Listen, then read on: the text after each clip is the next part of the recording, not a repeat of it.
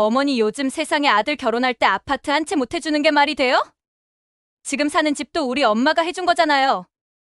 애야, 우리도 부족하지만 할 만큼 했다는 것은 알아줘. 그랬더니 며느리가 갑자기 제 뺨을 때렸습니다. 충격에 아무 말도 못했습니다. 여러분 며느리에게 뺨 맞아본 시어머니 있으신가요? 저는 있습니다. 그것도 제 아들 앞에서요. 그날 이후 제 인생이 완전히 바뀌었습니다. 30년 동네 분식집 아줌마가 어떻게 변호사, 며느리의 사무실 문을 닫게 만들었는지 오늘 그 이야기를 들려드리겠습니다. 저는 올해 65입니다. 이름은 김순자. 흔한 이름이죠? 흔한 이름만큼이나 평범한 인생을 살아왔습니다. 23세 남편을 만나 결혼했고 이듬해 아들 민수를 낳았어요. 남편은 작은 철공소에서 일했고 저는 집에서 아이를 키우며 살림을 했죠. 아들이 초등학교에 입학하던 해 우리 부부는 작은 결심을 했습니다. 동네에 분식집을 열기로 한 거예요. 남편 월급만으론 아들 교육비 대기가 빠듯했거든요. 처음엔 평수도 작고 손님도 많지 않았지만 정성껏 음식을 만들었어요. 떡볶이 떡은 직접 썰고 김밥 재료는 매일 새벽 시장에서 가장 신선한 걸로 골랐습니다. 세월이 흐르면서 단골 손님들이 하나둘 늘어났어요. 학생들, 직장인들, 동네 어르신들 모두가 제 소중한 손님이었습니다. 사장님, 오늘도 떡볶이 맛있어요. 김밥 진짜 최고예요. 이런 말 한마디에 하루의 피로가 싹 풀렸죠. 30년이라는 시간 동안 한자리에서 장사하다 보니 저도 모르게 동네에서 꽤 얼굴이 알려졌습니다. 아들 민수는 착하고 성실한 아이로 자라줬어요. 공부도 열심히 해서 지방 국립대학교에 합격했습니다. 등록금이 걱정되긴 했지만 남편과 제가 악착같이 일해서 4년 내내 학비를 대줬어요. 아들은 학교 다니면서 아르바이트도 하며 용돈을 벌었습니다. 그렇게 우리 가족은 서로 의지하며 살아왔죠. 아들이 대학을 졸업하고 중견기업에 취직했을 때 저는 정말 하늘에 날아갈 것 같았습니다. 우리 아들, 이제 고생 끝이구나 싶었어요. 취직한 지 2년쯤 됐을 때 아들이 여자친구가 생겼다며 저희를 소개시켜줬습니다. 그 여자가 바로 지금의 며느리 박서연이었습니다. 서연이는 첫인상이 참 좋았어요. 키도 크고 옷차림도 단정했죠. 무엇보다 로펌에서 일하는 변호사라는 말에 제 마음이 흔들렸습니다. 우리 아들이 이런 훌륭한 여자를 만났구나 싶었거든요. 첫 만남에서 서연이는 정중했습니다. 어머님, 민수 씨한테 많은 걸 배우고 있어요. 좋은 사람이에요라고 말하며 웃더군요. 그 웃음이 참 예뻤습니다. 아들과 서연이는 1년 정도 연애하다가 결혼을 결심했어요. 저희는 있는 힘껏 결혼 준비를 도와줬습니다. 분식집 30년 동안 모은 돈에서 3천만 원을 꺼내 전세 보증금을 보탰고 예단과 예물도 준비했죠. 서연이네 쪽에서는 신혼집 가구와 가전제품을 마련해줬습니다. 당시만 해도 서로 형편껏 준비하는 게 당연하다고 생각했어요. 결혼식은 소박하게 치렀습니다. 호텔 식장은 엄두도 못 내고 동네 예식장에서 했죠. 그래도 저는 행복했어요. 아들이 좋은 사람 만나 새 가정을 꾸렸으니까요. 결혼식 날 서연이 부모님을 처음 뵀습니다. 강남에 산다는 그분들은 어딘지 모르게 저희를 위아래로 훑어보시더군요. 그때 느꼈어야 했어요. 뭔가 불편한 시선이라는 걸요. 하지만 그땐 그냥 첫 만남이라 어색해서 그러겠지 하고 넘겼습니다. 그게 제 첫 번째 실수였습니다. 결혼 전엔 천사 같던 며느리가 결혼 후 1년 만에 완전히 다른 사람이 됐습니다. 어쩌면 이게 진짜 모습이었을지도 모르죠. 저는 그때도 참았습니다. 아들의 행복을 위해서요. 하지만 참는 것에도 한계가 있다는 걸 그때는 몰랐습니다. 결혼 초반 6개월은 괜찮았어요. 아들 부부는 주말마다 번갈아 가며 양가 부모님 댁을 방문했습니다. 저희 집에 올 때면 제가 정성껏 음식을 준비했죠. 며느리가 좋아한다던 잡채도 만들고 갈비찜도 끓이고요. 서연이는 어머님 맛있어요 라고 말하며 잘 먹었습니다. 그때까지만 해도 괜찮은 며느리라고 생각했어요. 변화는 그 후부터 시작됐습니다. 어느 날 서연이네 친정집에 초대를 받았어요. 강남 타워 팰리스였습니다. 엘리베이터를 타고 올라가는 내내 가슴이 두근거렸죠. 현관문을 열자 넓은 거실이 펼쳐졌어요. 우리 분식집 5배는 되는 크기였습니다. 바닥은 대리석이었고 창밖으로는 한강이 보였어요. 서연이 어머니가 우릴 맞이했습니다. 어머님, 어서 오세요. 입으론 그렇게 말했지만 눈빛은 달랐어요. 저희 부부를 위아래로 훑어보는 그 시선. 마치 이런 사람들이 우리 사위 부모라니 하는 것 같았습니다. 제가 입고 간 옷은 시장에서 산 5만 원짜리 원피스였어요. 서연이 어머니는 명품 브랜드 로고가 선명한 옷을 입고 계셨죠. 식사 자리에서 서연이 아버지가 물었습니다. 장사는 잘 되십니까? 저는 네, 덕분에 30년째 한자리에서 장사하고 있습니다라고 대답했어요. 그러자 서연이 어머니가 웃으며 말했습니다. 아이고, 그래도 힘드시겠어요. 요즘 자영업이 워낙 어렵다잖아요. 위로하는 말투였지만 어딘가 동정하는 뉘앙스가 느껴졌습니다. 그날 이후로 서연이가 조금씩 달라지기 시작했어요. 추석 명절이었습니다. 아들 부부가 저희 집에 왔는데 서연이가 거실을 둘러보며 말했죠. 어머님, 여기 사신 지 오래되셨죠? 요즘도 이런 구조의 빌라가 있네요. 웃으면서 한 말이었지만 제 가슴에 가시처럼 박혔습니다. 남편은 못 들은 척했고 아들은 여보, 그런 말하는 거 아니야 라고 조용히 말렸어요. 설날엔 더 노골적이었습니다. 명절 음식을 준비하는 제게 서연이가 물었어요. 어머님, 명절 음식 배달 안 시키세요? 요즘 다들 시켜 먹던데요. 저희 친정에선 백화점에서 다 주문해요. 저는 우리는 직접 만드는 게 익숙해서라고 대답했죠.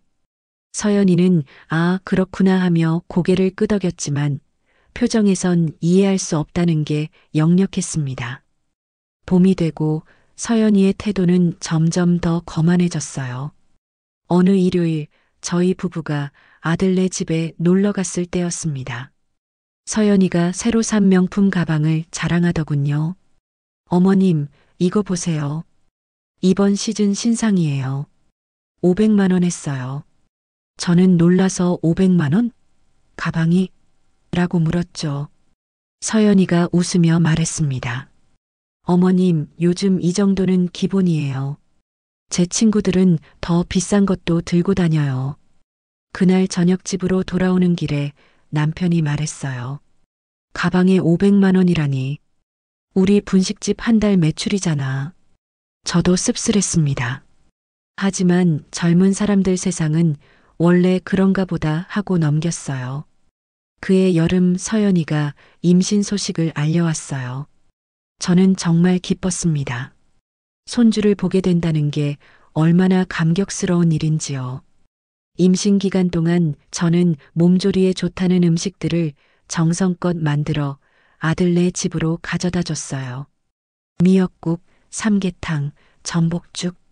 새벽같이 일어나 준비했습니다. 하지만 서연이의 반응은 시큰둥했어요. 어머님, 괜찮은데. 저희가 사 먹을 수 있어요. 어느 날은 제가 가져간 미역국을 냉장고에 그대로 둔 채 배달 음식을 시켜 먹고 있더군요. 아들이 미안해하며 엄마, 서연이가 입맛이 까다로워져서 그래라고 변명했지만 제 마음은 쓰렸습니다. 어머님, 요즘 산후조리원 알아보고 계세요? 어느 날 서연이가 물었습니다. 산후조리원? 그게 뭔데? 출산하고 나서 가는 곳이에요. 요즘 엄마들은 다 가요. 저도 강남에 있는 곳으로 예약했어요. 얼마나 하는데? 한 달에 800만 원이요. 그래도 괜찮은 편이에요. 제 친구들은 1000만 원짜리도 가던데요. 저는 말문이 막혔어요. 한 달에 800만 원이라니. 우리 부부가 1년 동안 모은 돈이었습니다. 민수 오빠 회사에서 지원금 나온다고 해서 그걸로 일부 내고 저희 부모님이 나머지 내주시기로 했어요. 서연이가 덧붙였습니다. 그리고 저를 쳐다보며 물었죠. 어머님네는 혹시 도와주실 생각 있으세요? 순간 당황했습니다. 우리도 도와주고 싶은데 형편이 그렇게 넉넉하지가 않아서. 아, 네. 괜찮아요. 서연이는 그렇게 말했지만 표정에선 실망이 역력했습니다. 손주가 태어나고 100일 잔치를 준비할 때였어요. 서연이가 강남의 유명한 호텔을 예약했다고 했습니다. 저는 너무 비싸지 않아? 우리 형편에 맞게 하자고 말했죠. 그러자 서연이가 처음으로 날카로운 표정을 지었어요. 어머님, 요즘 누가 100일 잔치를 소박하게 해요? 제 친구들도 다 오는데 창피하잖아요. 하지만 어머님네는 도와주실 거 없으니까 신경 안 쓰셔도 돼요. 저희가 알아서 할게요. 그 말에 제 가슴이 철렁했어요. 도와주실 거 없으니까라는 말이 얼마나 차갑게 들렸는지 모릅니다. 100일 잔치 날 더 충격적인 일이 있었습니다. 잔치가 끝나고 손님들이 다 가신 후 호텔방에서 서연이와 아들이 대화하는 소리가 들렸어요. 저는 화장실에서 나오다가 우연히 들었습니다. 당신 어머니 때문에 오늘 정말 창피했어. 우리 친구들이 다 물어봤다고. 시댁이 강남이냐고. 내가 뭐라고 대답해야 해? 빌라 산다고? 분식집 한다고? 서연이의 목소리였습니다. 아들이 말했어요. 여보, 그런 말 하지 마. 우리 부모님이 얼마나 고생하셨는데. 고생한 건 알아. 근데 요즘 세상에 아들 결혼시키면서 집 한 채 못 해주는 게 말이 돼? 우리 부모님은 신혼집 가구에 차까지 사주셨는데 어머님은 뭐 해주신 게 있어? 고작 전세금 3천만 원? 여보, 솔직히 말할까? 나 민수 오빠 만날 때부터 시댁 형편이 별로인 거 알았어. 근데 그래도 사람이 착하니까 참고 결혼했지. 근데 이 정도일 줄은 몰랐어. 그 순간 제 심장이 쿵 하고 내려앉는 것 같았습니다. 화장실 문 밖에서 숨죽이고 서 있던 저는 그냥 조용히 그 자리를 떠났습니다. 집으로 돌아오는 내내 눈물이 났어요. 30년 동안 하루도 쉬지 않고 떡볶이 떡을 썰고 김밥을 말고 손님들께 웃으며 음식을 내온 제 인생이 며느리 눈엔 그저 부끄러운 것이었습니다. 그날 밤 남편에게 그 이야기를 했어요. 남편은 한숨만 쉬었습니다. 그래도 참아야지. 아들 생각해서. 저도 그렇게 생각했습니다.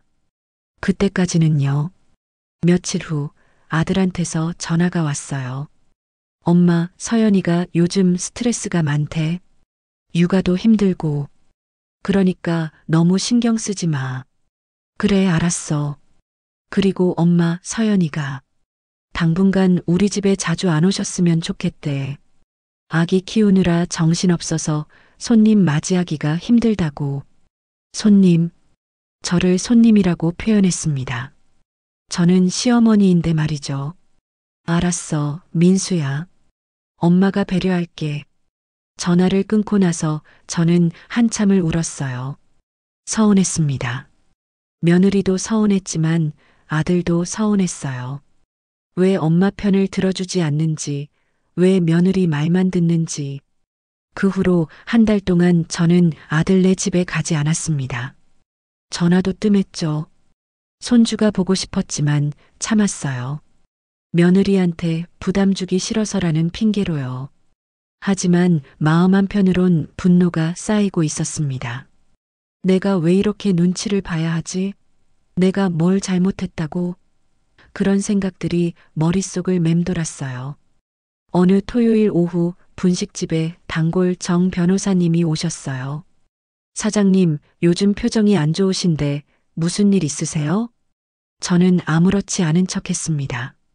아니에요, 괜찮아요. 며느리 때문이죠? 동네가 좁아서 소문 다 들었어요. 저는 놀라서 정 변호사님을 쳐다봤어요. 사장님, 참는 게 능사가 아니에요. 며느리가 시어머니를 무시하는 건 잘못된 거예요. 하지만 아들 생각하면 아들도 중요하지만 사장님 자존심도 중요하죠. 너무 참기만 하면 며느리는 더 심해질 거예요. 정 변호사님의 말이 제 가슴에 와닿았습니다. 하지만 저는 아직 결심하지 못했어요. 조금만 더 참자. 시간이 지나면 나아지겠지 하고 생각했죠. 하지만 3개월 후 그 생각이 완전히 바뀌는 일이 벌어졌습니다. 며느리가 제 뺨을 때린 그날 말이죠. 평생 누구한테도 손찌검 당해본 적 없었습니다. 그런 제가 65 나이에 그것도 제 아들 앞에서 며느리한테 뺨을 맞았습니다. 그 순간 제 안에서 뭔가 끊어지는 소리가 들렸어요. 100일잔치 이후 3개월이 흘렀습니다. 그동안 저는 며느리를 멀리했어요. 아들네 집에도 자주 가지 않았습니다. 전화도 뜸했죠. 상처받은 마음을 추스르는 시간이 필요했거든요. 남편은 그래도 손주는 봐야지라고 말했지만 차마 발길이 떨어지지 않았습니다. 그런데 어느 일요일 오후 아들한테서 전화가 왔어요. 엄마, 오늘 시간 되면 잠깐만 와줄래? 서연이가 감기 몸살이 심해서 아기를 좀 봐줬으면 해서. 아들의 목소리가 지쳐 있었습니다. 며느리가 아무리 미워도 손주는 죄가 없잖아요. 저는 곧바로 아들네 집으로 향했습니다. 집에 도착하니 거실이 엉망이었어요. 아기 용품이 여기저기 널려 있고 설거지가 쌓여 있었죠. 며느리는 침실에 누워 있었고 아들은 아기를 안고 우왕좌왕하고 있었습니다. 엄마, 미안해. 너무 힘들어서. 아들이 미안해하며 말했어요. 저는 소매를 걷어붙이고 아기를 받아 안았습니다. 내가 볼 테니까 넌 좀 쉬어. 설거지도 내가 할게. 손주를 안으니 그동안의 서운함이 조금은 녹는 것 같았어요. 아기는 제 품에서 곧 잠들었습니다. 2시간쯤 지났을까요? 침실 문이 열리더니 며느리가 나왔습니다.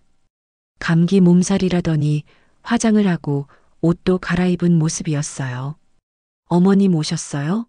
목소리는 나른했지만 표정은 귀찮다는 게 역력했습니다. 응, 민수가 연락해서 왔어. 몸은 좀 어때? 그냥 그래요. 어머님, 물 좀 갖다 주세요. 서연이는 소파에 앉아 휴대폰을 보기 시작했습니다. 저는 부엌으로 가서 물을 따라 가져다 줬어요. 고마워요. 눈도 안 마주치고 하는 말이었습니다. 저는 계속 설거지를 하고 거실을 정리했습니다. 아들은 지쳐서 침대에 누웠고요. 그때 서연이가 냉장고를 열더니 맥주를 꺼내 마시기 시작했어요. 감기 걸렸다며?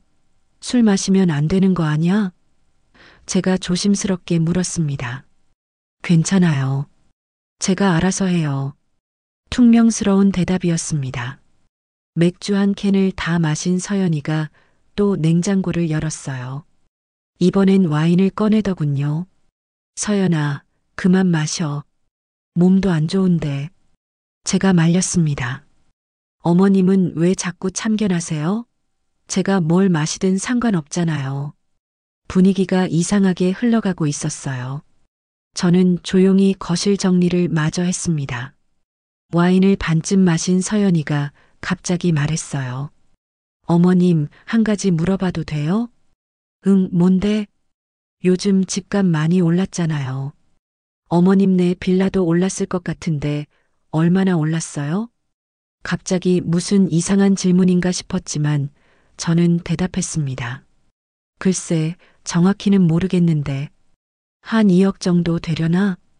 겨우 2억이요? 서연이가 코웃음을 쳤습니다. 우리 친정 아파트는 20억인데. 어머님, 그 돈으로 뭐 하시게요? 차라리 우리 집 사는데 보태주시지. 순간 귀를 의심했습니다. 뭐라고? 제 말이 틀렸어요? 요즘 세상에 아들 결혼시키면서 집 한 채 못 해주는 시부모가 어디 있어요? 우리 부모님은 신혼집 가구에 차까지 사주셨는데 어머님네는 고작 전세금 3천만 원 보태주신 게 다잖아요. 제 손이 떨렸습니다. 우리가 있는 대로 다 해줬어. 있는 대로요?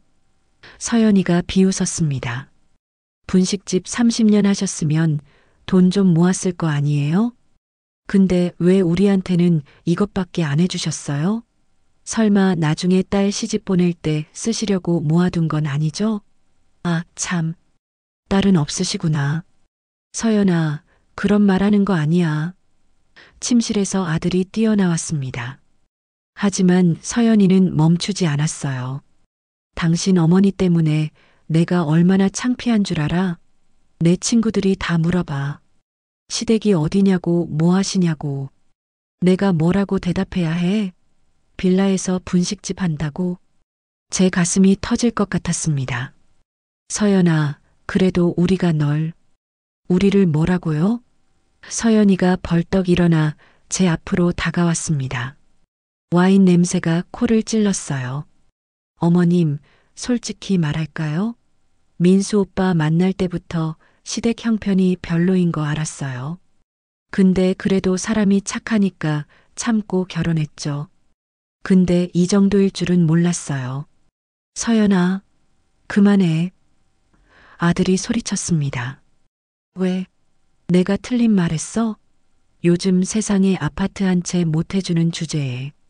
그 순간이었습니다. 서연이의 손이 번쩍 올라가더니 제 뺨을 때렸습니다. 짝!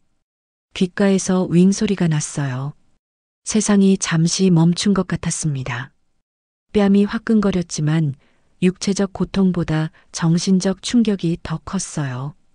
65평생 살면서 누구한테도 맞아본 적 없는 제가 며느리한테 아들 앞에서 엄마, 아들이 저를 부축했습니다. 서연아, 너 미쳤어? 엄마한테 어떻게 손을 들어? 서연이는 자기가 한 행동에 잠시 놀란 표정을 지었지만 곧 되레 화를 냈어요. 내가 왜 이러는지 알아? 다 답답해서 그래. 이런 시댁 때문에 내가 얼마나 스트레스 받는지 알아? 저는 아무 말도 할 수 없었습니다. 그저 뺨을 손으로 감싼 채 멍하니 서 있었죠. 손주가 울음을 터뜨렸어요. 아기도 놀란 거예요. 엄마, 일단 집에 가. 내가 나중에 연락할게. 아들이 저를 현관까지 데려다 줬습니다. 아들의 눈에도 눈물이 고여 있었어요. 저는 집으로 돌아왔습니다. 버스를 타고 오는 내내 창밖만 바라봤어요. 뺨의 통증보다 마음의 상처가 더 깊었습니다. 내가 뭘 잘못한 걸까? 정말 우리가 부족한 걸까? 그날 밤 남편에게 모든 걸 이야기했습니다. 남편은 분노했어요. 당장 이혼시켜야 해. 하지만 저는 알고 있었습니다. 이혼은 아들이 결정할 문제라는 걸요. 침대에 누웠지만 잠이 오지 않았습니다. 천장을 바라보며 생각했어요. 이대로 참고 살아야 하나? 아들을 위해? 아니었습니다. 이건 참는 게 미덕이 아니었어요. 이대로 두면 며느리는 더 심해질 거고 아들도 불행해질 거였습니다. 손주도 이런 엄마 밑에서 자라면 안 됐어요. 그날 밤 저는 결심했습니다. 며느리에게 제대로 된 교훈을 줘야겠다고. 복수는 차갑게, 조용하게 해야 한다고들 하죠. 저는 그날부터 한 달 동안 단 한 번도 화를 내지 않았습니다. 대신 움직였어요. 30년 분식집 아줌마의 인맥이 얼마나 무서운지 보여주기로 했습니다. 그날 밤 이후 이상하게도 마음이 차분해졌어요. 분노가 사라진 게 아니라 차가운 결심으로 바뀐 거였죠. 눈물도 더 이상 나지 않았습니다. 다음 날 아침 거울을 보니 왼쪽 뺨에 멍이 들어 있었어요. 남편이 병원 가자고 했지만 거절했습니다. 증거로 남겨둬야지. 저는 휴대폰으로 제 얼굴을 찍었어요. 날짜와 시간이 찍히도록 여러 장을 촬영했습니다. 그리고 조용히 분식집 문을 열었죠. 평소처럼 떡볶이 떡을 썰고 김밥 재료를 준비했어요. 하지만 제 머릿속은 계속 돌아가고 있었습니다. 며느리의 약점이 뭘까? 어떻게 하면 제대로 교훈을 줄 수 있을까? 점심시간이 되자 단골 손님들이 하나둘 들어오기 시작했어요. 학생들, 직장인들, 공무원들. 30년 동안 제 음식을 먹어온 사람들이었죠. 그 중에는 꽤 높은 자리에 계신 분들도 있었습니다. 사장님, 얼굴이 왜 그래요? 다치셨어요? 단골 김 과장님이 물었습니다. 저는 넘어져서요라고 얼버무렸어요. 하지만 김 과장님은 눈치가 빠른 분이었습니다. 그래 보이진 않는데. 무슨 일 있으면 말씀하세요. 제가 시청에서 오래 일했으니 도울 수 있는 게 있을 거예요. 그날 오후 또 다른 단골 손님이 오셨어요. 정 변호사님이었습니다. 이분은 15년 전부터 일주일에 두세 번씩 저희 분식집에 오셨죠. 대형 로펌에서 일하시다가 5년 전에 독립하셔서 지금은 개인 사무실을 운영하고 계셨어요. 사장님, 오늘 떡볶이 더 맵게 해주세요. 정 변호사님이 주문하시며 웃었습니다. 저는 평소보다 고춧가루를 좀 더 넣어 떡볶이를 만들어 드렸어요. 변호사님, 바쁘세요, 요즘? 제가 조심스럽게 물었습니다. 그럭저럭요. 왜요? 하나 여쭤볼 게 있는데. 시간 되실 때 잠깐 상담 좀 받을 수 있을까요? 정 변호사님이 떡볶이를 드시다 말고 저를 쳐다봤어요. 물론이죠. 무슨 일이신데요? 혹시 제 뺨에 멍을 보시더니 표정이 굳어졌습니다. 설마 가정폭력? 저는 고개를 저었어요. 제가 당한 건 맞는데 복잡해요. 나중에 자세히 말씀드릴게요. 알겠습니다. 내일 오후 3시에 제 사무실로 오시겠어요? 그렇게 저는 다음 날 정 변호사님 사무실을 방문했습니다. 사무실은 생각보다 아담했어요. 정 변호사님은 따뜻한 차를 내오시며 편하게 말씀하세요라고 하셨죠. 저는 그동안의 일을 처음부터 끝까지 설명했습니다. 며느리가 저를 무시한 것, 백일잔치 때 들었던 대화, 그리고 그날 뺨을 맞은 일까지 얘기를 하다 보니 다시 눈물이 났어요. 정 변호사님은 심각한 표정으로 들으시더니 말씀하셨습니다. 사장님, 이건 명백한 폭행죄입니다. 고소하실 수 있어요. 아들 생각하면 그건 못하겠어요. 이혼까지 갈 수도 있잖아요. 그럼 어떻게 하고 싶으세요? 저는 잠시 망설이다가 말했습니다. 며느리가 변호사라고 했잖아요. 그쪽으로 뭔가 약점이 없을까요? 제대로 된 교훈을 주고 싶어요. 정 변호사님이 고개를 끄덕였어요. 며느리분이 어느 로펌에 다니시는지 아세요? 정확한 이름은 모르겠고 강남에 있는 큰 로펌이라고 들었어요. 이름이 박서연이에요. 정 변호사님이 노트북을 켜시더니 뭔가를 검색하기 시작했습니다. 박서연 변호사. 잠깐만요. 몇 분 후 정 변호사님의 표정이 미묘하게 변했어요. 찾았습니다. 법무법인 한강에 다니시네요. 그런데요? 제 후배가 그 로펌에 다니거든요. 얼마 전에 만났을 때 재미있는 얘기를 들었는데 정 변호사님이 잠시 멈췄다가 조심스럽게 말을 이었습니다. 박서연 변호사, 요즘 로펌 내부에서 문제가 좀 있다고 하더군요. 제 심장이 빨리 뛰기 시작했어요. 무슨 문제요?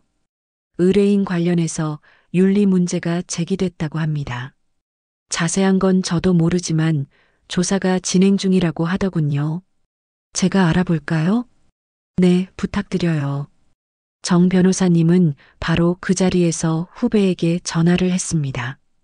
통화 내용을 들으면서 저는 점점 더 놀랄 수밖에 없었어요.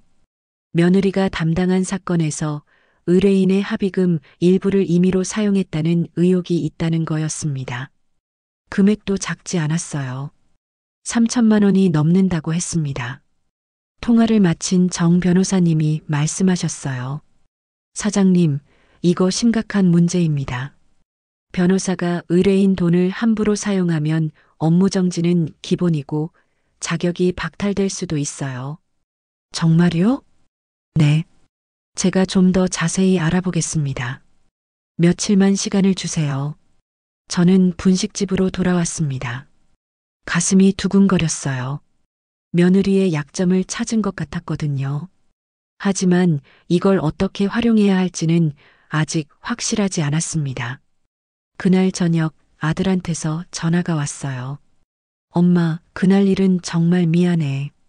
서연이도 많이 반성하고 있어. 술을 마셔서 그랬대. 한 번만 용서해줘. 저는 조용히 대답했습니다. 민수야, 엄마는 괜찮아. 걱정하지 마. 정말? 엄마 목소리가 이상한데. 아니야, 진짜 괜찮아. 그냥 좀 피곤해서 그래. 전화를 끊고 나서 남편이 물었어요. 진짜 괜찮아? 아니, 괜찮지 않아. 하지만 이제 참는 게 아니야. 제대로 해결할 거야. 사흘 후 정 변호사님한테서 연락이 왔습니다. 사장님, 오늘 시간 되세요? 사무실로 오실 수 있으면 좋겠는데. 저는 바로 정 변호사님 사무실로 달려갔어요. 정 변호사님 책상 위에는 서류들이 쌓여 있었습니다. 사장님, 제가 알아본 결과를 말씀드릴게요. 며느리분. 생각보다 문제가 심각합니다. 정 변호사님은 며느리가 지난 1년간 담당한 사건들을 조사한 결과를 보여줬어요. 여러 건의 사건에서 의뢰인들의 합의금을 제때 전달하지 않았고 일부는 개인적으로 사용한 정황도 있었습니다. 이 정도면 변호사회에 제보할 수 있습니다. 징계위원회가 열리면 업무 정지는 확실하고 자격 정지까지 갈 수도 있어요. 그럼 로펌에서는 해고되는 건가요? 당연하죠. 이런 윤리 문제가 불거지면 로펌 입장에서도 그냥 둘 수가 없어요. 저는 잠시 생각했습니다. 이렇게 하면 며느리의 인생이 완전히 무너질 거였어요. 하지만 제 뺨에 멍을 만지작거리며 생각했죠. 이 사람이 저한테 한 짓을 생각하면 변호사님 진행해 주세요. 제보 부탁드립니다. 정 변호사님이 고개를 끄덕였어요. 알겠습니다. 사장님, 이 일은 조용히 진행될 거예요. 며느리분은 누가 제보했는지 절대 모를 겁니다. 저는 집으로 돌아왔습니다. 그날 밤 처음으로 푹 잤어요. 30년 동안 새벽같이 일어나 장사하느라 잠이 부족했는데 그날은 아침까지 깊은 잠에 빠졌습니다. 복수는 이제 시작이었습니다. 거짓말은 언젠가 들통나기 마련입니다. 며느리가 쌓아 올린 허세와 거짓말들이 하나씩 무너지기 시작했어요. 그 과정을 지켜보는 제 마음은 복잡했습니다. 정 변호사님이 변호사회에 제보한 지 일주일이 지났습니다. 저는 평소처럼 분식집을 운영하며 조용히 기다렸어요.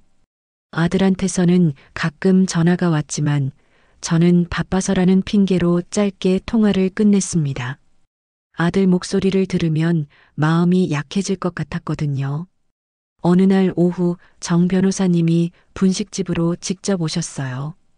평소와 달리 진지한 표정이었습니다.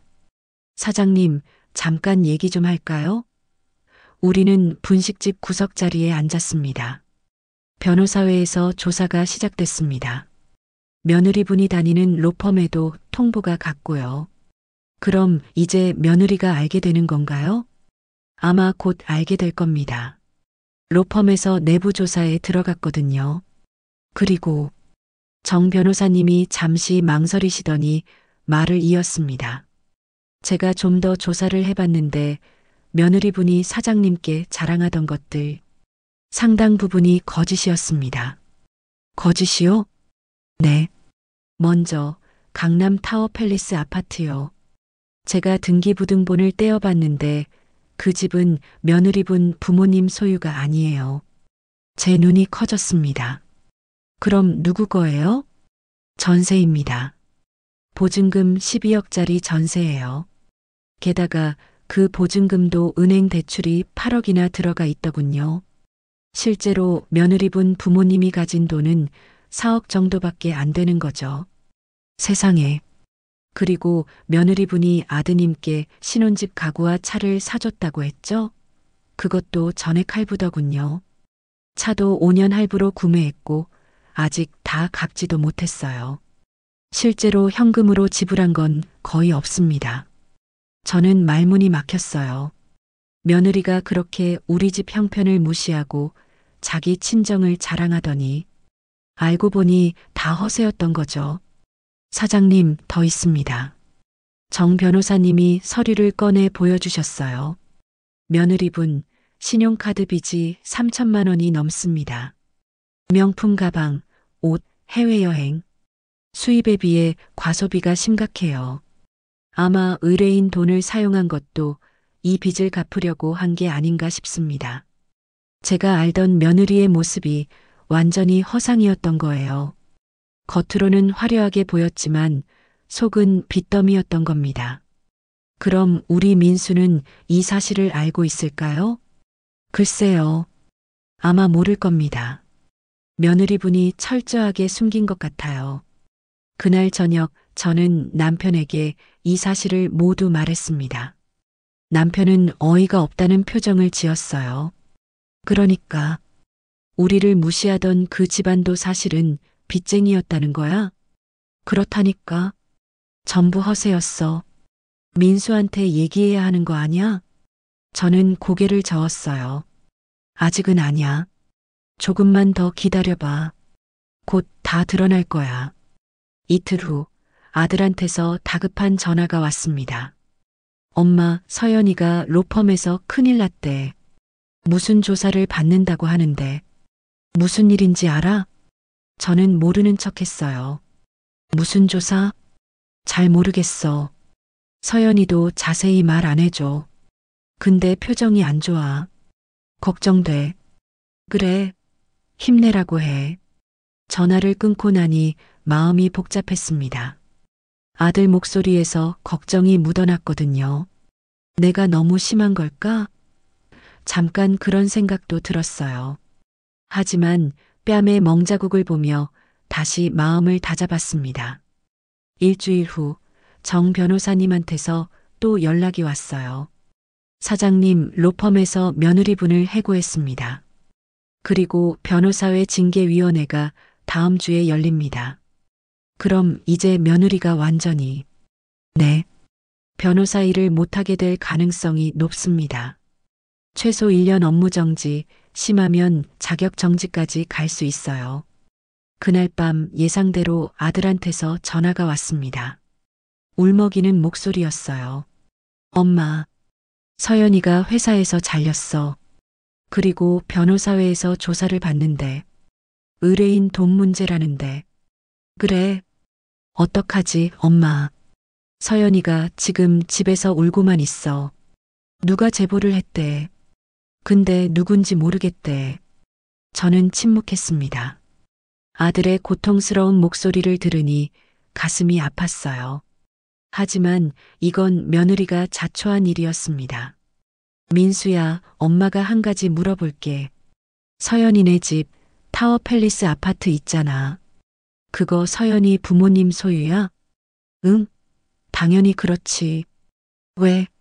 그리고 서연이가 너한테 사준 차랑 가구. 그것도 현금으로 산 거야? 엄마, 갑자기 왜 그런 걸 물어? 그냥 궁금해서. 글쎄, 잘 모르겠어. 서연이가 그렇게 말했으니까 그런 줄 알았는데. 민수야, 내가 한번 확인해 봐. 그 아파트 등기부등본이랑 차량 구매내역. 왜? 무슨 일 있어? 그냥 확인해 보라고. 엄마를 믿어.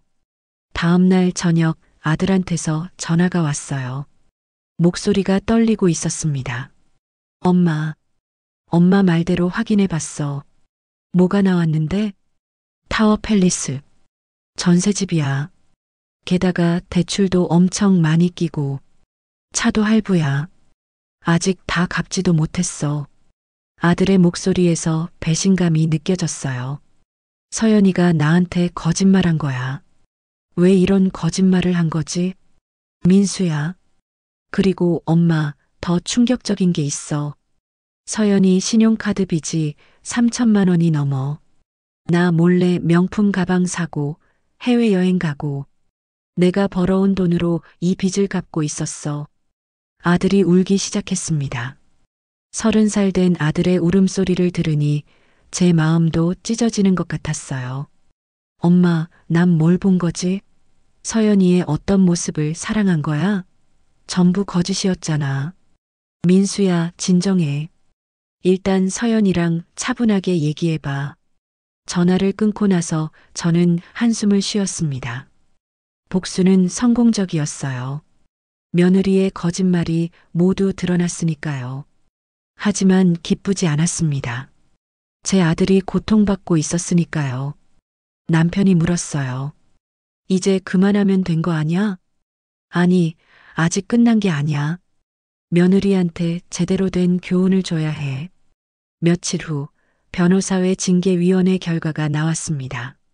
며느리는 업무정지 1년을 받았어요. 사실상 변호사 일을 할 수 없게 된 거죠. 로펌에서도 이미 해고됐고 업계에 소문이 퍼져서 다른 로펌에 취직하는 것도 불가능했습니다. 아들한테서 또 전화가 왔어요. 엄마, 서연이가 엄마한테 사과하고 싶대. 우리 집에 와줄 수 있어? 저는 잠시 망설였습니다. 하지만 이제 마지막 단계였어요. 알았어. 내일 갈게. 드디어 며느리와 마주할 시간이 왔습니다. 복수의 마지막 단계는 직접 대면하는 것이었습니다.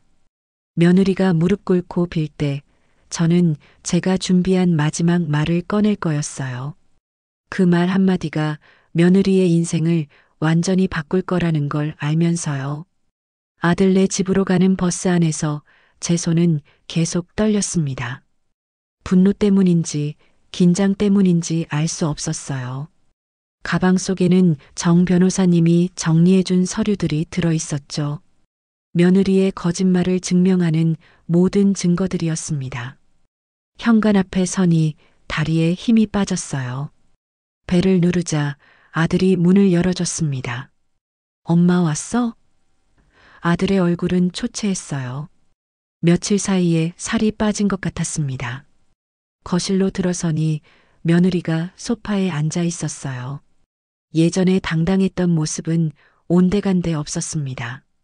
머리는 산발이었고 화장기 없는 얼굴은 창백했죠. 저를 보자 며느리가 벌떡 일어났습니다. 어머님, 며느리의 목소리가 떨렸어요. 저는 아무 말 없이 소파에 앉았습니다. 긴 침묵이 흘렀죠. 아들이 물을 가져왔지만 저는 손도 대지 않았어요. 어머님, 정말 죄송합니다. 며느리가 무릎을 꿇었습니다. 바닥에 이마를 대고 절을 했어요. 제가 미쳤었어요. 어머님께 그런 짓을 하다니. 저는 여전히 침묵했습니다. 제발 용서해 주세요. 제가 잘못했어요. 술을 마셔서. 아니, 그것도 변명이 안 되죠. 제가 한 행동은 절대 용서받을 수 없는 거 알아요. 며느리가 울기 시작했어요. 진심으로 우는 것 같았습니다. 하지만 저는 아직 마음이 움직이지 않았어요. 민수야, 제가 아들을 불렀습니다. 넌 나가 있어. 며느리랑 둘이 얘기 좀 할게. 엄마, 나가 있으라니까. 아들이 난처한 표정으로 방으로 들어갔습니다. 거실엔 저와 며느리만 남았어요. 일어나. 제가 차갑게 말했습니다. 며느리가 고개를 들었어요. 눈이 퉁퉁 부어 있었습니다. 서연 씨, 한 가지 물어볼게.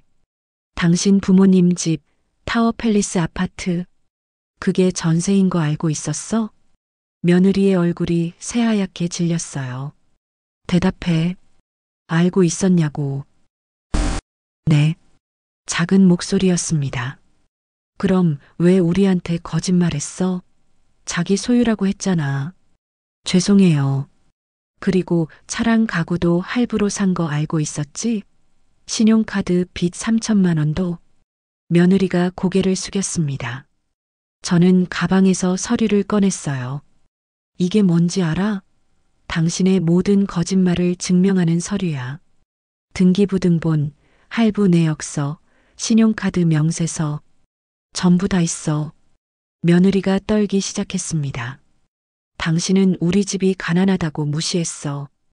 분식집 한다고, 빌라 산다고 비웃었지. 그런데 알고 보니 당신네 집도 빚쟁이였어. 우리보다 나을 게 하나도 없었어. 어머님, 가만히 있어. 제 목소리가 커졌어요. 30년 동안 남편이랑 나는 정직하게 살았어. 한 푼도 빌리지 않고 빚지지 않고 살았어. 아들 대학 보낼 때도 대출 한 번 안 받았어. 전부 우리 손으로 번 돈으로 했어. 그런데 당신은 겉만 번지르르하게 꾸미고 속은 빚더미면서 우릴 무시했어. 며느리가 소리내어 울기 시작했습니다.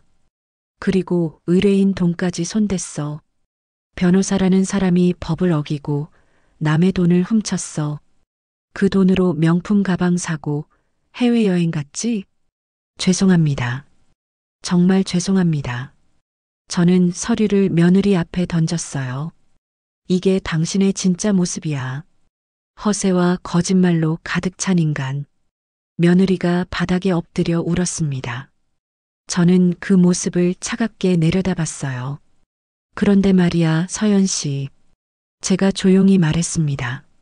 내가 왜 이렇게 당신의 모든 걸 알고 있는지 궁금하지 않아? 며느리가 고개를 들었어요. 눈물 범벅인 얼굴로 저를 쳐다봤습니다. 누가 변호사회에 제보했는지도 궁금하고. 며느리의 눈이 커졌습니다. 나야. 저는 웃었어요. 차갑게. 내가 다 한 거야.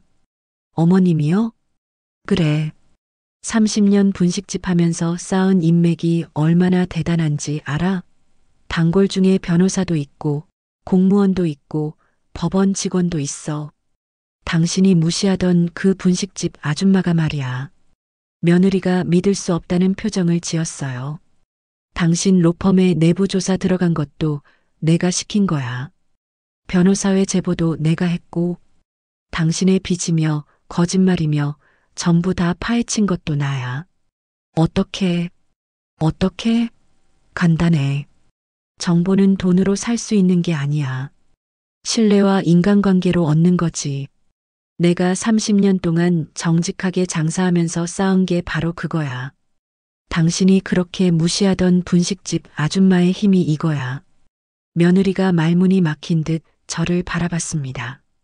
당신은 겉만 번지르르 했어. 명품 가방 들고 비싼 차 타고 강남 산다고 뽐냈지. 하지만 속은 텅 비었어. 빚뿐이고 거짓말뿐이고 진실은 하나도 없었어. 저는 일어났습니다. 그래서 내가 당신한테 교훈을 준 거야. 사람을 겉모습으로 판단하지 말라고. 그리고 시어머니를 함부로 대하면 어떻게 되는지 보여주려고. 며느리가 제 다리를 붙잡았어요. 어머님, 제발 용서해 주세요. 제가 정말 잘못했어요. 다시는 그러지 않을게요. 저는 며느리의 손을 뿌리쳤습니다. 용서? 당신이 날 때렸을 때 용서를 생각했어? 우리 집을 무시할 때 내 마음을 생각했어? 죄송합니다. 정말 사과는 받았어. 하지만 용서는 다른 문제야. 저는 가방을 들었어요. 이제 민수가 결정할 일이야. 당신과 계속 살 건지 아니면 어머님, 며느리가 소리쳤습니다. 제발 민수 오빠한테, 아니, 민수한테 좋게 말씀해 주세요. 제가 정말 반성하고 있다고. 저는 고개를 저었어요. 그건 내가 할 일이 아니야. 당신이 민수한테 직접 말하고 민수가 판단하는 거지. 저는 방문을 두드렸습니다. 민수야, 나와. 아들이 나왔어요. 눈이 빨갛게 충혈돼 있었습니다. 안에서 대화를 다 들었나 봐요.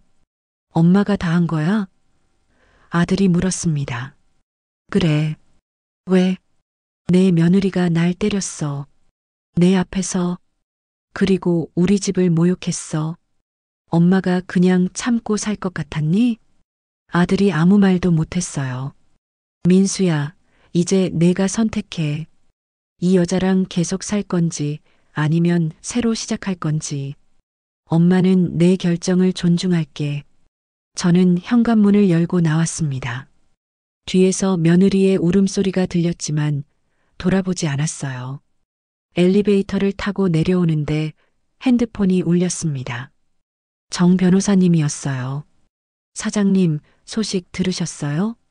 며느리분 다니던 로펌에서 손해배상 소송 준비 중이래요. 회사 이미지에 타격을 입혔다고. 그래요? 네. 앞으로 며느리분 변호사 일 복귀하기 힘들 겁니다. 업계에서 완전히 매장당할 거예요. 전화를 끊고 저는 한숨을 쉬었습니다. 복수는 완벽했어요. 하지만 왜인지 후련하지 않았습니다.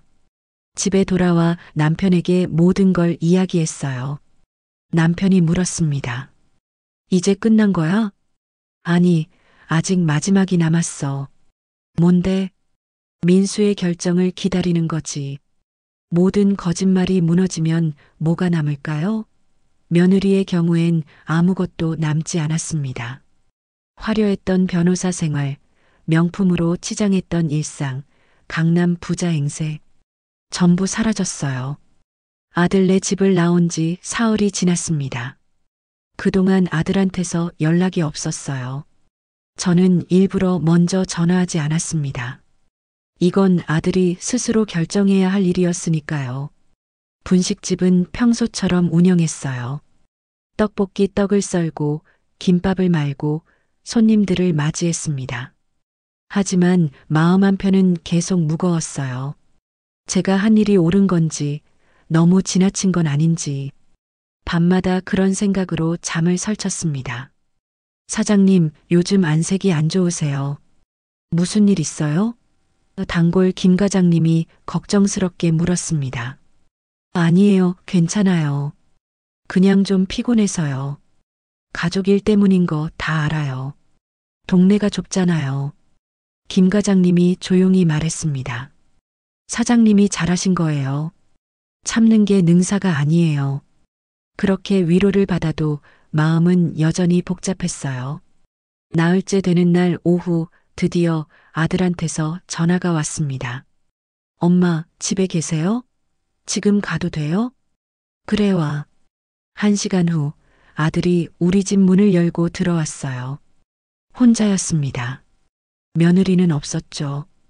아들의 얼굴은 더 초췌해져 있었어요. 며칠 사이 몇 년은 늙은 것 같았습니다. 민수야, 밥은 먹었니? 네, 먹었어요. 아들이 소파에 앉았습니다. 한참을 말없이 앉아있더니 입을 열었어요. 엄마, 저 이혼하기로 했어요. 제 심장이 철렁했습니다. 예상은 했지만 막상 들으니까 마음이 무거웠어요. 정말? 네. 서연이랑 사흘 동안 계속 얘기했어요. 아니, 제가 일방적으로 말한 거나 마찬가지지만 아들이 한숨을 쉬었습니다. 전 서연이를 사랑했어요. 진심으로요. 똑똑하고 당당하고 아름다운 사람이라고 생각했죠. 근데 그게 다 가짜였어요. 서연이가 보여준 모습은 허상이었어요. 강남 부잣집 딸, 명품을 소유한 세련된 여자, 능력 있는 변호사, 전부 거짓이었어요. 아들의 목소리가 떨렸습니다. 서연이 부모님네 집이 전세인 걸 알았을 때 충격받았어요. 왜 거짓말을 했을까 하고요. 근데 그건 시작에 불과했죠. 차도 할부, 가구도 할부, 신용카드 빚 3천만 원. 심지어 결혼 반지도 할부로 산 거였어요. 세상에. 그리고 의뢰인 돈을 사용한 것도 알았어요. 서연이가 제게 털어놨어요. 명품 가방 사는데, 친구들이랑 여행 가는데 그 돈을 썼다고요.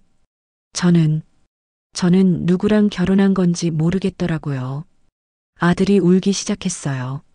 30살 된 아들이 어린아이처럼 소리내어 울었습니다. 저는 아들을 안아줬어요. 엄마, 미안해요. 서연이가 엄마한테 그렇게 했는데도 제가 눈치를 못 챘어요. 제가 바보였어요.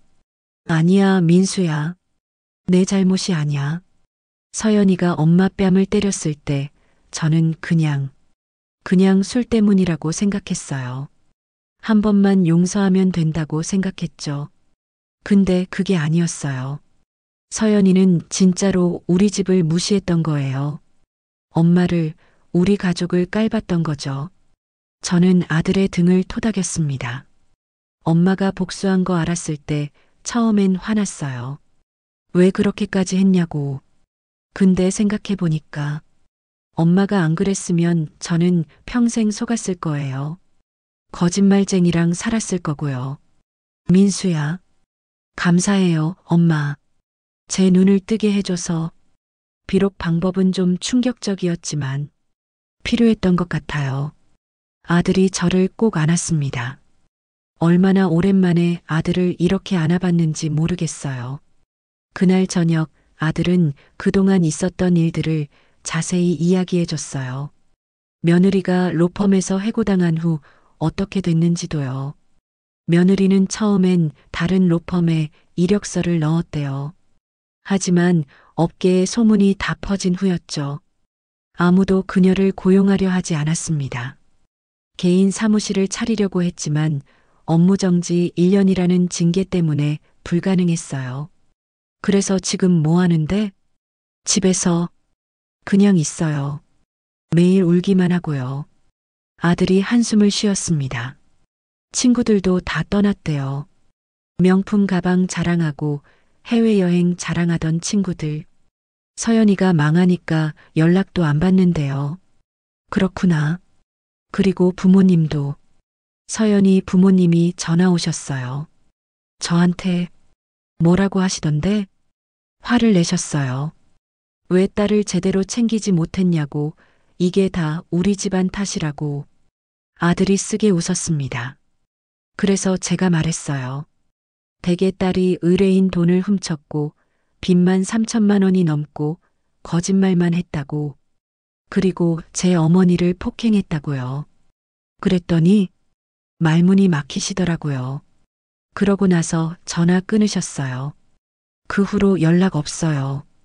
며느리의 부모님도 결국 딸을 버린 거였어요. 서연이는 지금 혼자예요, 엄마. 아무도 없어요. 직장도 친구도 부모님도 다 떠났어요. 제 마음이 조금 흔들렸습니다. 아무리 미워도 그렇게 완전히 혼자가 된 사람을 보니 안쓰럽더라고요. 민수야, 그래도 이혼하면 서연이는 어떻게 되는 거니? 친정으로 돌아간대요. 근데 친정도 전세고 빚도 많으니까 힘들 거예요. 며느리의 허상이 완전히 무너진 거였습니다. 화려했던 모든 게 사라지고 남은 건 빚과 수치심 뿐이었어요. 일주일 후 이혼 서류에 도장을 찍었다고 아들이 전화했습니다. 엄마, 이제 다 끝났어요. 그래. 수고했어. 그리고 엄마, 한 가지 더 말씀드릴 게 있어요. 뭔데? 서연이가 로펌한테 손해배상 소송 당했어요.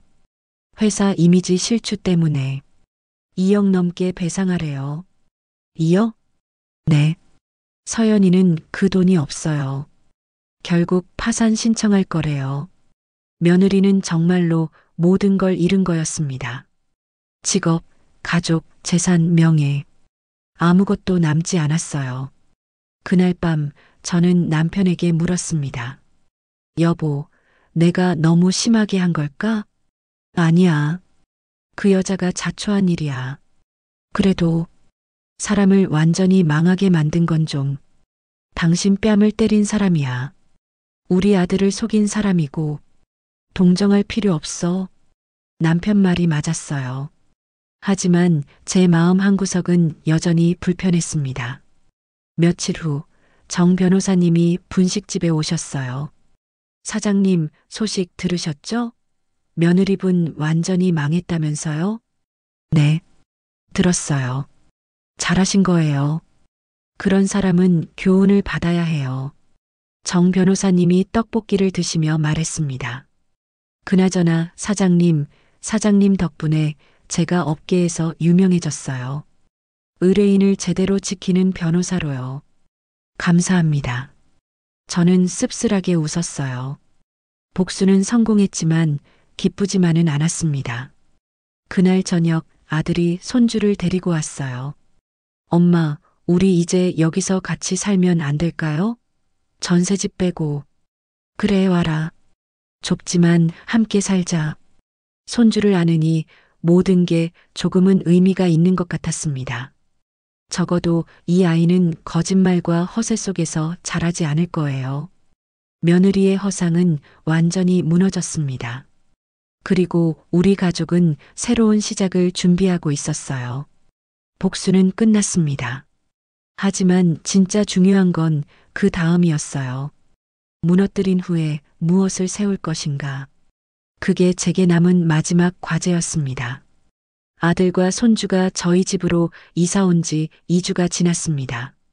좁은 빌라지만 세 식구가 함께 사니 집안이 따뜻했어요.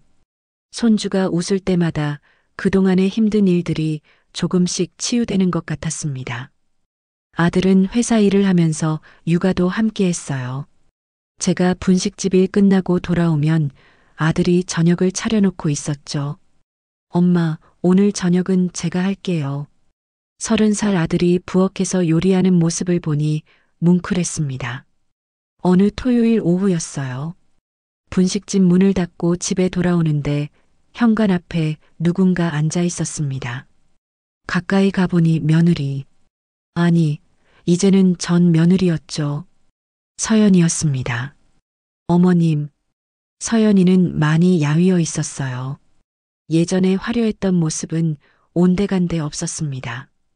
값비싼 옷 대신 낡은 청바지와 티셔츠를 입고 있었고 명품 가방 대신 청가방을 들고 있었어요. 여기서 뭐하니? 어머님께 마지막으로 사과하고 싶어서 왔어요. 저는 문을 열고 들어갔습니다. 서연이는 그대로 현관 앞에 서 있었고요. 들어와. 제가 말했습니다. 거실로 들어온 서연이는 어색하게 서 있었어요. 앉아. 제가 소파를 가리켰습니다. 서연이가 조심스럽게 앉았습니다. 긴 침묵이 흘렀어요. 민수는 회사 갔고 아기는 자고 있어. 제가 먼저 말했습니다. 그래서 왔어? 민수 보려고? 아니요. 어머님을 뵙고 싶어서요. 저는 물을 한 잔 따라 서연이 앞에 놓았습니다. 서연이는 고맙다는 인사도 없이 그냥 물만 쳐다봤어요. 어머님, 정말 죄송합니다. 서연이가 떨리는 목소리로 말했습니다. 제가 미쳤었어요. 어머님께 그런 짓을 하다니. 그래, 미쳤었지. 변명은 안 할게요. 다 제 잘못이에요. 술 때문도 아니고 스트레스 때문도 아니에요. 그냥 제가 교만했어요. 서연이가 눈물을 흘리기 시작했습니다. 저는 제가 대단한 사람인 줄 알았어요. 명문대 나오고 로펌 다니고 변호사 자격증 있고 그래서 남들을 무시했어요. 특히 어머님네 가족을. 알아. 근데 알고 보니까 제가 아무것도 아니었어요. 전부 허세였고 빚이었고 거짓말이었어요. 진짜 제 것은 아무것도 없었어요. 저는 서연이를 조용히 바라봤습니다. 로펌에서 잘린 후에 깨달았어요. 저한테 남은 게 하나도 없다는 걸요. 친구들도 떠나고 부모님도 실망하시고 남편도 민수 오빠도 떠났죠. 다 제 잘못이에요. 그래, 내 잘못이지. 어머님, 제가 정말 후회해요. 어머님께 잘했더라면, 겸손했더라면, 진심으로 대했더라면, 이렇게 안 됐을 텐데. 서연이가 소리내어 울기 시작했습니다. 저는 그 모습을 그냥 지켜봤어요. 한참을 울던 서연이가 가방에서 봉투 하나를 꺼냈습니다. 어머님, 이거 받아주세요. 뭔데? 제가 어머님 뺨을 때렸을 때 입었던 옷이요. 그날 이후로 한 번도 입지 않았어요. 버리려다가 어머님께 드리는 게 맞을 것 같아서요. 저는 봉투를 받지 않았습니다. 그거 가지고 뭐 하라고? 저는 제가 한 짓을 잊지 않을 거예요. 평생 후회하며 살 거예요. 후회한다고 다 해결되는 건 아니야. 알아요. 그래서 어머님께 용서를 바라지도 않아요. 그냥 제 사과를 받아주셨으면 해서요. 저는 한숨을 쉬었습니다. 서연 씨, 내가 한 가지 물어볼게. 네, 어머님. 왜 그렇게 살았어? 왜 허세를 부리고 거짓말을 하고 빚을 내면서까지 명품을 샀어? 서연이가 고개를 숙였습니다. 인정받고 싶었어요. 제가 대단한 사람이라는 걸 증명하고 싶었어요. 명문대 나왔지만 집안은 부유하지 않았거든요. 친구들은 다 강남에 살고 명품 들고 해외여행 다니는데 저만 뒤처지는 것 같았어요. 그래서 거짓말한 거야? 네. 부끄럽지만 그래요. 전셋집을 자가라고 속이고 할부를 현금이라고 속이고 그렇게 거짓으로 쌓아 올린 게 제 인생이었어요. 저는 서연이를 보며 생각했습니다. 이 사람도 어쩌면 피해자인지도 몰라요.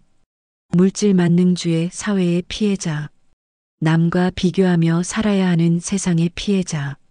서연 씨, 내가 30년 동안 분식집 하면서 배운 게 있어. 뭔데요? 진짜 가치는 겉모습에 있지 않다는 거야.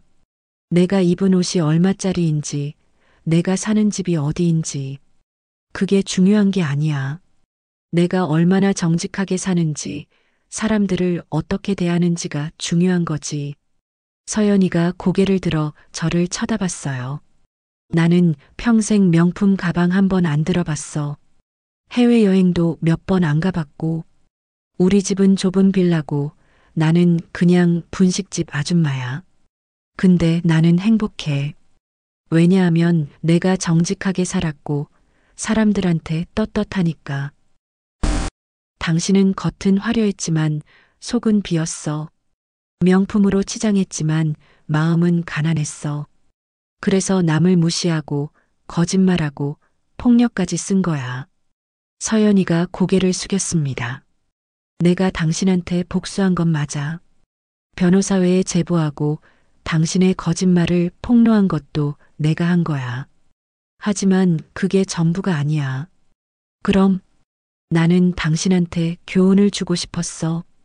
사람을 함부로 대하면 안 된다는 것, 거짓말로는 오래 갈 수 없다는 것, 진짜 가치가 뭔지. 그걸 알려주고 싶었어.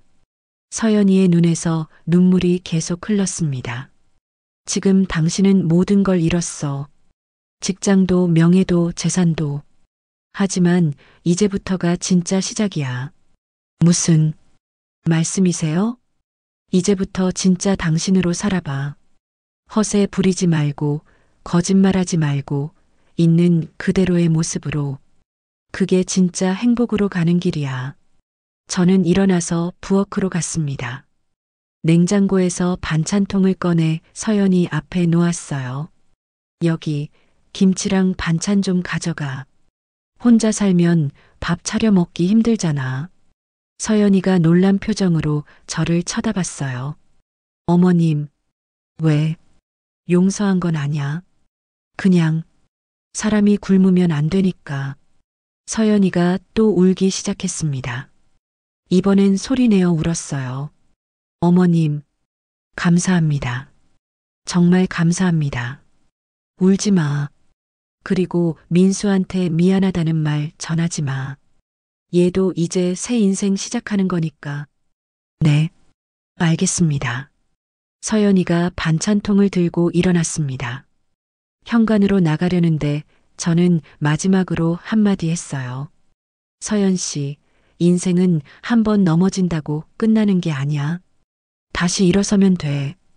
하지만 이번에는 제대로 일어서 거짓말이 아니라 진실로, 허세가 아니라 진심으로. 서연이가 고개를 숙여 인사했습니다. 명심하겠습니다. 어머님. 그렇게 서연이는 떠났습니다. 아마 다시는 볼 일이 없겠죠. 그날 저녁 아들이 퇴근해서 돌아왔어요. 엄마, 오늘 서연이가 왔었다면서요? 아래층 아주머니가 봤대요. 응, 왔었어. 뭐라고 했어요? 사과하러 왔더라. 그리고 반찬 좀 줬어. 엄마, 왜요? 그 사람한테 왜 잘해줘요? 잘해준 게 아니야. 그냥 사람이 굶으면 안 되니까. 그리고 얘야, 복수는 끝났어. 이제는 우리가 행복하게 사는 게 중요해. 아들이 저를 안았습니다. 엄마 사랑해요. 나도 사랑해, 아들. 그날 밤 손주를 재우고 나서 남편과 둘이 앉아 있었어요. 여보, 이제 다 끝난 거지? 남편이 물었습니다. 응, 끝났어. 후회는 안 해? 저는 잠시 생각했습니다. 후회할까요? 며느리를 완전히 망하게 만든 것을요? 후회는 안 해. 하지만 복잡해. 누군가를 무너뜨리는 건 쉽지만 그 과정에서 나도 상처받는다는 걸 알았어. 그래도 잘한 거야. 당신이 안 그랬으면 우리 민수는 평생 속고 살았을 거야. 남편 말이 맞았어요. 저는 옳은 일을 한 거였습니다. 3개월이 지났습니다. 분식집은 여전히 장사가 잘 됐어요. 단골 손님들은 사장님, 요즘 행복해 보여요라고 말했습니다. 맞아요. 저는 행복했어요. 아들과 손주가 함께 있으니까요. 아들은 회사에서 승진했어요. 그리고 새로운 사람을 만나고 있다고 했습니다. 엄마, 이번엔 제대로 볼게요. 겉모습이 아니라 속을 볼게요. 그래, 그렇게 해. 어느 일요일 정 변호사님이 분식집에 오셨어요. 사장님, 소식 들으셨어요? 무슨 소식요? 며느리분 작은 사무실에서 일 시작했대요. 변호사 일은 못하지만 법률 상담 보조 같은 일을 한대요. 그래요? 네, 그리고 빚도 천천히 갚아나가고 있다던데요. 명품은 다 팔고 검소하게 산대요. 저는 씁쓸하게 웃었어요. 다행이네요. 사장님 덕분이에요. 사장님이 교훈을 주셔서 그 사람이 변한 거예요. 과연 그럴까요? 며느리가 정말 변했을까요? 아니면 그냥 상황 때문에 어쩔 수 없이 그렇게 사는 걸까요? 저는 알 수 없었습니다. 하지만 한 가지는 확실했어요. 저는 제 자존심을 지켰습니다. 누구한테도 함부로 당하지 않았어요. 30년 분식집 아줌마지만 저도 존중받을 자격이 있다는 걸 증명했습니다. 마무리. 이 이야기를 듣는 시니어 여러분께 말씀드리고 싶어요. 우리는 나이가 들었다고, 돈이 많지 않다고, 배움이 부족하다고 무시당할 이유가 없습니다. 우리도 존엄한 사람이고 존중받을 자격이 있어요. 참는 게 미덕이라고 배웠지만 참는 게 항상 답은 아닙니다. 때로는 당당하게 맞서야 해요. 물론 제 방법이 완벽했다고는 생각하지 않아요. 어쩌면 너무 지나쳤을지도 몰라요. 하지만 저는 후회하지 않습니다. 제 아들을 지켰고 제 자존심을 지켰으니까요. 여러분도 당당하게 사세요. 누구한테도 함부로 대접받지 마세요. 우리에게도 힘이 있어요. 30년, 40년, 50년 동안 쌓아온 인맥과 경험이 바로 우리의 힘입니다. 돈이 많고 명품을 들었다고 대단한 게 아니에요. 정직하게 살고 사람들을 존중하며 사는 게 진짜 값진 삶입니다. 이상 65분식집 아줌마 김순자의 이야기였습니다. 여러분, 오늘도 행복하세요. 그리고 당당하세요. 이 영상이 도움이 되셨다면 좋아요와 구독 부탁드립니다. 여러분의 이야기도 댓글로 들려주세요. 다음 영상에서 또 만나요.